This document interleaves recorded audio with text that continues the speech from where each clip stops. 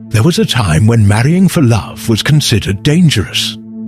For most of history, marriage at the top had little to do with emotion. It was about power. For kings and queens, power kept them alive. Losing it invited rebellion, invasion, or execution. Marriage wasn't romance, it was protection. In ancient Egypt, marriage was inseparable from state survival. Cleopatra VII, 6930 BCE, did not form relationships for love. Her alliances with Julius Caesar and later Mark Antony were calculated efforts to preserve Egypt's independence as Rome expanded across the Mediterranean. Aligning with Rome's strongest men bought Egypt time and leverage in a world where neutrality meant extinction. In ancient Rome, marriage served the same function. Senators married into elite families to secure loyalty and block rivals. Leaders like Pompey the Great used marriage to bind military power to political legitimacy, creating alliances that stabilized authority without open war. Africa followed the same logic.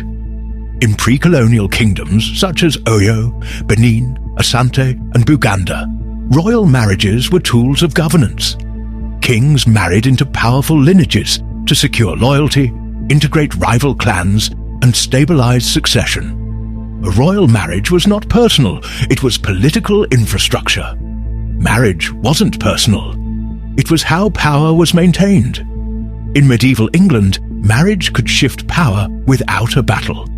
When Henry II married Eleanor of Aquitaine in 1152, he did not become King of France. But through Eleanor, he gained control of vast French territories, making him more powerful in France than the French king himself. No invasion, just a wedding. Across Europe, dynasties like the Habsburgs built empires the same way, through marriage rather than conquest. Because when institutions are weak, bloodlines replace laws. Here's where the pattern changes. In societies where courts are reliable, property rights are protected, and institutions are stronger than individuals. Many modern European states, for example, people can afford to marry primarily for personal reasons. Where those systems are weaker or less trusted, marriage often returns to its older role, a strategy for security, continuity, and influence. This isn't about morality or culture. It's about how people adapt to uncertainty. So the real question isn't whether people marry for love or money. It's this: when systems protect people, does love become freer? And when systems fail,